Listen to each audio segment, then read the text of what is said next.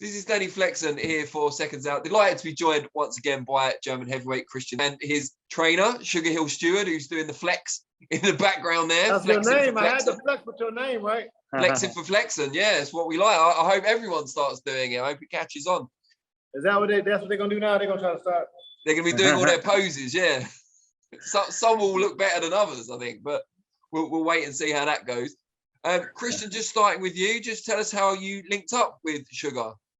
Well, I've had the luck to walk into Warriors Gym around, I guess, April or May. And this was the time that Sugar was here with Tyson.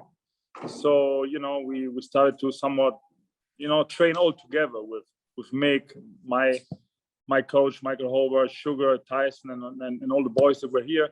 They went together to Vegas, you know, and this partnership just gelled more and more and more. And, you know, then in Vegas, while everybody got COVID, everybody, you know, Tyson, my coach, the full crew had COVID. It was pretty much just me and Sugar were like the last man standing, and like 1 or 2 hours. So we just hung in there and, you know, trained for 2 weeks together. And since then, we've always been, you know, in touch and just training whenever he has time. And now he's in Florida, so we've been pretty much. I think you came on the 1st of January, didn't you? We've been together nearly 2 months now. Wow! So it's been great. And Sugar, tell us what you saw in Christian in the previous camps that made you want to dedicate some more of your time to him. I saw a big lump of wet clay that you could mold. But what stood out for you, especially in kind of sparring or working with Tyson, all that sort of stuff? What stood out? Well, what stood out was his athletic ability, you know, and now it's just, you know, trying to bring out his athletic ability to the fullest potential, that he can use it. He can do things, but we want him to be able to do things over an extended period of time and not just in spurts. So just training and getting him more comfortable and more used to being more explosive and more creative all the time versus just in spurts. Because as a heavyweight, you know, the heavyweight champion of the world is Tyson Fury, and he stays busy all the time. So the goal is to be competing on his level, to stay busy and busier than the other fighters in the division, so that you can come out on top and be victorious with nothing but knockouts. You know, I gotta, I call him Johnny Coffee sometimes. That's his name. His name is Johnny, last name Coffee. And it was just because those guys were fighting, they were practically just standing in front of each other like, man, you want to throw a punch? Yeah, no, I'm not gonna throw nothing right now. Nah, I'm not gonna throw nothing either then. Remember, it's your turn. You throw it. No, I'm not taking the turn now. I'm gonna wait.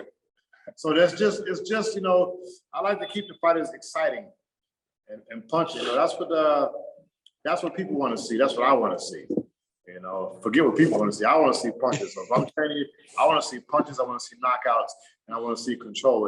And to have all of that, you got to stay busy and you have to stay ready. And that's what we've been working on since we met. And Christian, on the subject of staying busy, you were able to get back into the ring after a year out in November. Just reflect on that fight for us and tell us the improvements you've noticed since working with Sugar more often. Yes, so that fight was also had its fair share of drama because we've had one opponent pulled out due to like a last moment medical thing, and then the second opponent, which we found like on last minute's notice, actually got COVID the day before the weigh-in. So, you know, for me, the fight was canceled. So then last second, they just flew somebody in with somebody that essentially saved the show. I was happy to just get in the ring, you know, at this stage. I didn't really care who, what, when, why. I came in the ring and, well, at this time, we've worked with Sugar a couple of weeks in Vegas and a couple of weeks here in Miami last year, May. So we didn't really have this 2 months of building block that we've had now together. But still, it was a minute of fight. I've essentially knocked him out early in the fight. But I was happy to see the development. Michael Hobart, who's my other coach, he was obviously there with me, and he was also really happy of you know, it was a minute, but I was fainting, I was working, you know, got him out of there. At the end of the day, that's, you know, all you can do. So I was happy to get the fight in, and I'm happy to, you know, keep fighting now. I'm set to four more fights this year, probably 2 more sort of building fights, 8-rounders, and then step it up to 2 10-rounders, and, you know, hopefully then step the opposition up a little bit. Yeah, I'm looking forward to, you know, show what I've learned in this last 2 months with Sugar here, and just, you know, do a demolition job whoever I face. What sort of things have you learned? What have been the main areas of improvement you've noticed in yourself? I didn't like look. I was just that I don't play around. Yeah, we all knew that already.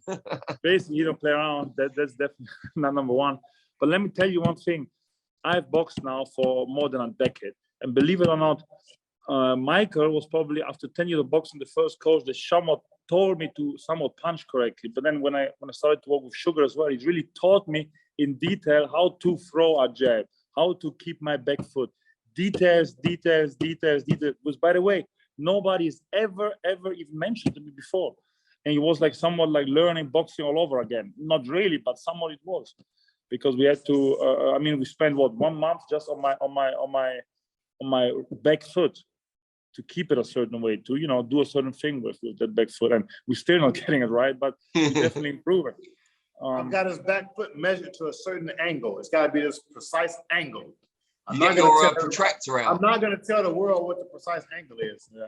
His back foot, his ankle has to be a precise angle, then his knee has to be a precise angle, and then at the hips is a precise angle. I won't reveal that though, but that's what it has to be. I never realized you were such a mathematician. Yeah, I don't tell everybody my talents. Something have to be discovered at a later time. You got to say, keep some in the bank. Yeah. So a lot of it's body mechanics then, Christian, kind of how to use your body to generate maximum force.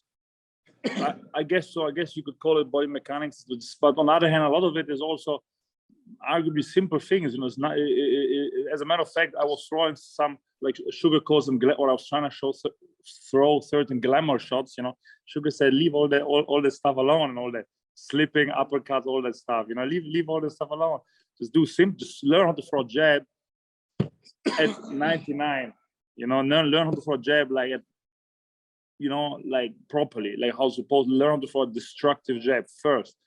And, you know, I'm a tall fighter, so since the first day I walked into the gym, everybody told me just jab. But nobody told you how to jab, like literally how to jab.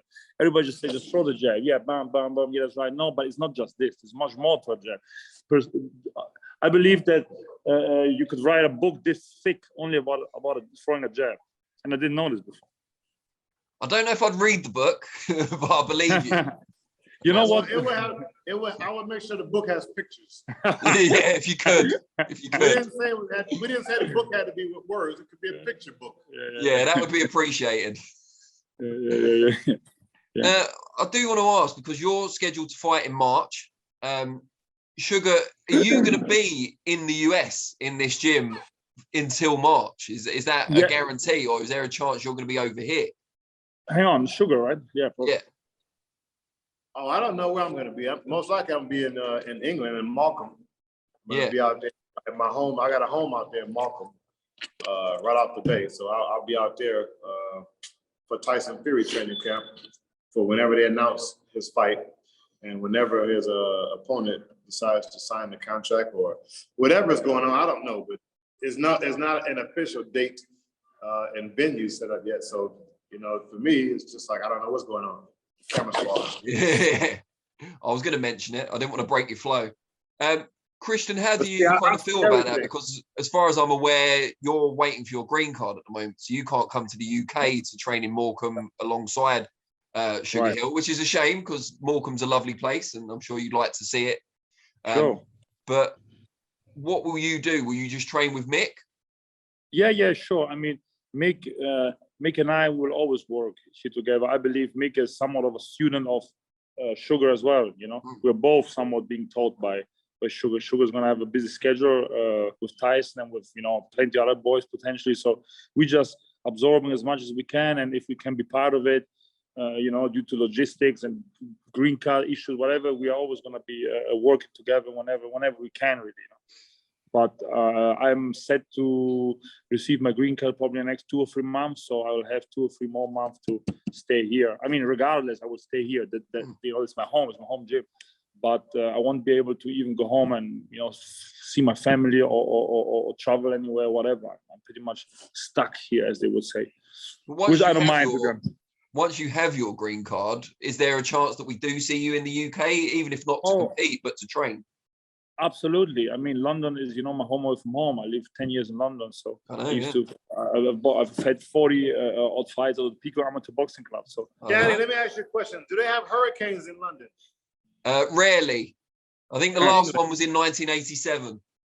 Yeah. 87. So before that, like what, every 100 years, maybe 50 years? Yeah, very, very rare. Okay, you get that? Yeah. Yeah, the hurricane is brewing up here. Yeah. You'll be the first one in a long time. This man thinks he's a hurricane at a category 99. Same as the jab. More like a drizzly Tuesday afternoon. Yeah. Well, you get plenty of those in Morecambe, so you'll be fine there. Yeah. No, Morecambe's always beautiful when I'm there for some reason. I don't know why. It's because you always come in the summer. Yeah. Oh, is that? Oh, well, that's not my fault. Yeah, well, you're not coming in the summer this time, so bring your umbrella. That's okay.